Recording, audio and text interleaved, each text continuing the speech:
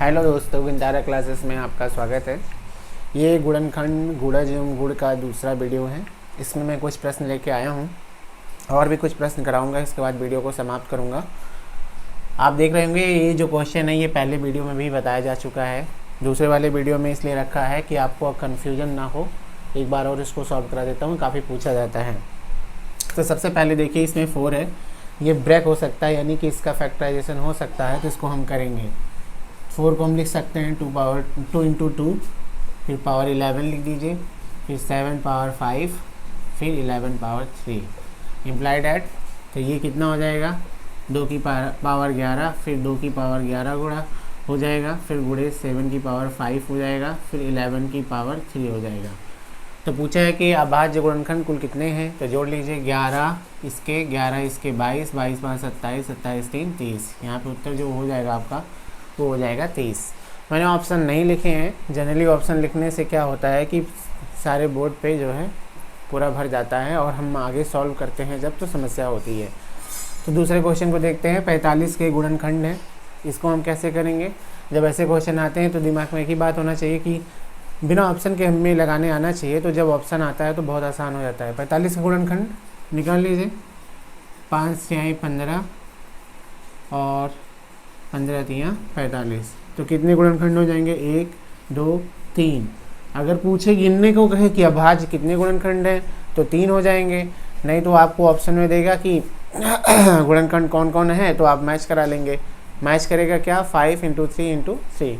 ये दूसरा सवाल हो गया। तीसरा सवाल देखिए, निम्न में से कौन सी संख्या 12 की गुणज है। मैंने बताया आपको, जब गुणज की बात आए तो 12 का जो है आप पहाड़ा पढ़ेंगे। तो 12 के पहाड़े में 110 नहीं आता, 144 आता है, यानी कि ये आंसर गलत, ये सही हो जाएगा, बाकी और सब गलत हो जाएंगे। मल्टीपल चॉइस में क्या है, आपको एक आंसर सही रहेगा, 3 गलत रहेगा। तो 12 बरहिया में 144, 12 का पहाड़ा 12 बार पढ़ेंगे तो 144 हमको उत्तर मिलेगा।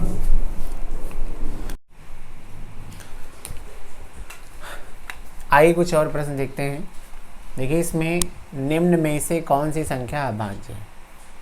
तो ये आपको पहले ही पढ़ाया जा चुका है। अभाज्य संख्याएं जो केवल अपने से और 1 से कटती हैं। तो यहाँ पे ध्यान से देखिए, 6 कट जाएगा 2 और 3 से, 12 भी कट जाएगा 4 3 2 से, ये 9 भी कट जाएगा 3 से, मगर 5 केवल 1 और 5 से कटेगी। तो इसलिए अभाज्य यहाँ पे 5 हो जाएगा।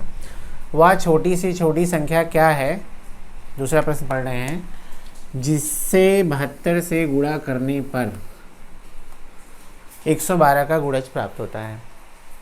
तो यहाँ पे प्रश्न में देखिए, कह रहा 72 से गुणा करने पर, तो आप इसको 2 तरीके से लगा सकते हैं। पहला जो कठिन तरीका है, 72 और 112 का आप लासा निकालिए। 72 और 112 का लासा निकालिए। लासा निकालने पे आपको मिलेगा 1008। ठीक, इसके बाद फिर उसमें 72 से भाग करिए। फिर क्या करिए आप, 72 से भाग करिए, तो आप उत्तर पाएंगे 14। कितना पाएंगे, 14 पाएंगे। ये तो कठिन तरीका है, जो आपका सॉल्यूशन है इस तरह से लगाया जाता है, लोग लगाते हैं, लेकिन मैं आसान तरीका आपको बताता हूँ। यहाँ पे ये कैसे लगेगा। सबसे पहले देखिए, 72 से गुणा करने पर, तो आप 72 को लीजिए और इससे गुणा करिए। जैसे मान लीजिए ये है 72 गुणे 6, 6 दूनी 12, 6 से 42 1 43। अब इसको 112 से काटिए। किससे काटेंगे, 112 से। इससे ऑप्शन को लड़ाइए और 112 से काटिए।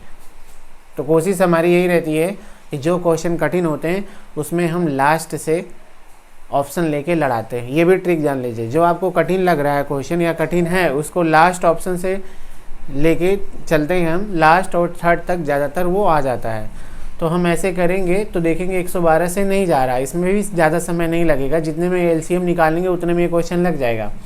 इसके बाद आप 12 से 72 में गुणा करेंगे तो 112 से भाग देंगे आप, तो फिर नहीं कटेगा। लेकिन जब आप 72 का 14 से गुणा करेंगे और फिर 112 से भाग करेंगे तो ये कट जाएगा।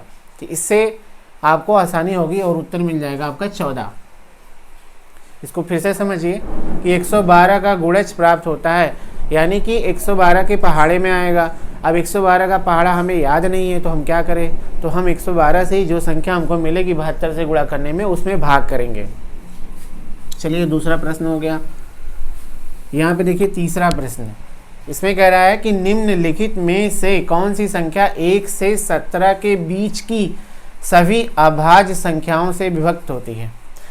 अब यहाँ पे देखिए 4 ऑप्शन दिया है, वही पूछ रहा है कि कौन सी संख्या यानी ये वाली कि ये वाली कि ये वाली कि ये वाली 1 से 17 के बीच में जितनी अभाज्य संख्याएं हैं, जैसे आपका हम ले लेते हैं, कोई भी संख्या ले लेते हैं, 5 ले लेते हैं, 7 ले लेते हैं, 11 ले लेते हैं, 13, जितना भी आ रहा है 1 से 17 के बीच में।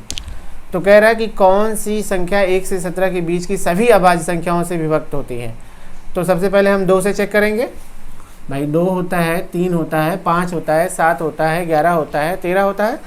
तो यहाँ पे हम 2 से चेक करेंगे। तो 2 से देखेंगे कि हम कौन कटेगा, 3 कट, ये लास्ट में 3 है, ये नहीं कटेगा, ये कट जाएगा 2 से, ये भी नहीं कटेगा 5, और ये भी 2 से कट जाएगा, यानी 2 से केवल 2 लोग कटेंगे।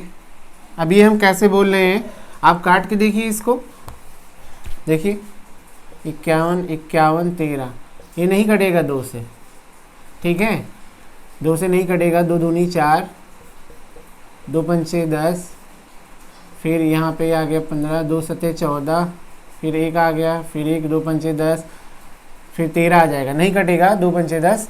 इस तरह से हम चेक करेंगे, केवल 2 नंबर कटेंगे, किसके, जिसके लास्ट में 0 होता है वो 2 से कटता है, और 5 से भी कटता है, 10 से भी कटता है। तो फिर हम अब 2 से कट रहा है तो अब चेक करेंगे 3 से कटेगा कि नहीं कटेगा। तो हम पाएंगे कि ये 3 से जो है संख्या कौन सी कटेगी, केवल वो कटेगी, कौन सी, ये 3 से ये नहीं कटेगी। आप काट के देख चेक करिए, 3 एकम 3, 3 चौक 12, कितना बचा 2, फिर यहाँ पे 3 छक 18, फिर कितना बचा 2, फिर 24, 3 8 24, फिर 0 लगाइए, 40 उतर जाएगा, तो ये नहीं कटा। यानी कि जो संख्या कटेगी 2 और 3 से, वो हो जाएगी 51 0 51 0, ये हमारा उत्तर होगा। ये हम कैसे कह रहे हैं, क्योंकि हमको फैक्टराइजेशन में ये दिख रहा है कि कौन कटेगा कौन नहीं कटेगा, इस बेस पे। ये आपको कैसे दिखेगा, ये आपको तब दिखेगा जब आप प्रैक्टिस करेंगे, और नहीं भी दिखता है तो आप डायरेक्ट भाग लगाना चालू करिए।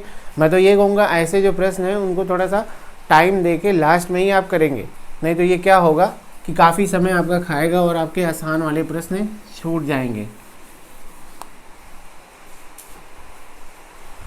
देखिए कुछ प्रश्न और लिए हैं मैंने।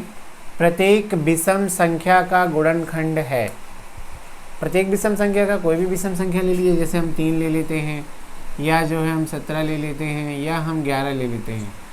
सबका गुणनखंड क्या होगा भाई, विषम संख्या का क्या होता है, 1 हमेशा लगा रहता है उसके साथ। सबका गुणनखंड, सबका फैक्टर कौन होता है, अपने से कटेगी और 1 से कटेगी, इसके अलावा किसी से कटेगी नहीं।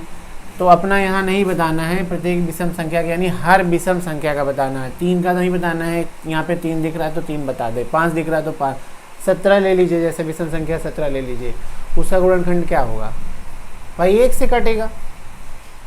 इसलिए यहाँ पे उत्तर कौन सही होगा, 1 सही होगा। फिर से समझिए इसको, एक क्वेश्चन बहुत लोगों को गलत हो जाता है, समझ में नहीं आता है कि प्रत्येक विषम संख्या का गुणनखंड है। प्रत्येक विषम संख्या किससे कटेगी, 1 से कटेगी। जैसे हम विषम संख्या 23 ले लेते हैं, किससे कटेगी, 1 से कटेगी। छोटे पे देखेंगे 3 5, तो यहाँ कन्फ्यूज जाएंगे, 1 भी है, 3 है, 5 है, कौन सा लगाऊं। थोड़ा बड़ा विषम संख्या सोच लीजिए, 23 किससे कटेगी, 1 से, यानी यहाँ पे जो उत्तर होगा वो 1 सही होगा। निम्नलिखित में से कौन सी संख्या 5 और 10 दोनों से विभाजित हो सकती है। हमको चेक क्या करना है कि 5 से भी कट जाए वो, और 10 से भी कट जाए। देखिए 5 से कट जाएगा, ये भी 5 से, ये भी 5 से, ये भी 5 से, मगर ये 10 नहीं काट पाएगा इसको, 10 इसको भी नहीं काट पाएगा, 10 इसको भी नहीं काट पाएगा, इसको काट ले जाएगा। यानी 5 और 10 दोनों से जो कट जा रही है वो संख्या 140 है। फिर से समझिए, 5 और 10 दोनों से विभाजित हो सकती है, दोनों से कट जाए। 5 से तो सारी कट जाएंगी, मगर 10 से सारी नहीं कटेंगी। 10 से कौन सा कटेगा, तीसरा वाला। यहाँ पे उत्तर कौन सा हो जाएगा, 140। कैसे, 14 दाम 140। निम्नलिखित में कौन सी संख्या विभाज्य है। विभाज्य है मतलब कौन कट जाएगी। अब इससे नहीं मतलब किससे कटेगी, बस वो कट जाएगी। कौन से कटेगी आइए चेक करते हैं। 111 नहीं कटेगा, 89 किसी के टेबल में नहीं है, 31 किसी के टेबल में नहीं है, 143 है। कैसे देखिए ध्यान से, 143 को अगर हम 11 से भाग कर दें, 11 एक कम 11, 11 3 14, कितना हो जाएगा 11 3 14, फिर 11 3 33 हो जाएगा। तो ये किससे कट जाएगा 11 से, यानी कि यही विभाज्य होगा। तो हमारा उत्तर कौन सा होगा, पहला होगा। ये टॉपिक यहीं पे समाप्त होता है। क्यों, क्योंकि ये बहुत ही छोटा टॉपिक था, लेकिन एक प्रश्न इसमें से ज़रूर आता है। मैं तो आपसे यही कहूँगा इसको बार बार देख के प्रैक्टिस कर लीजिए। अगर ये आपको आ गया तो 1-2 क्वेश्चन आराम से आपके बन जाएंगे।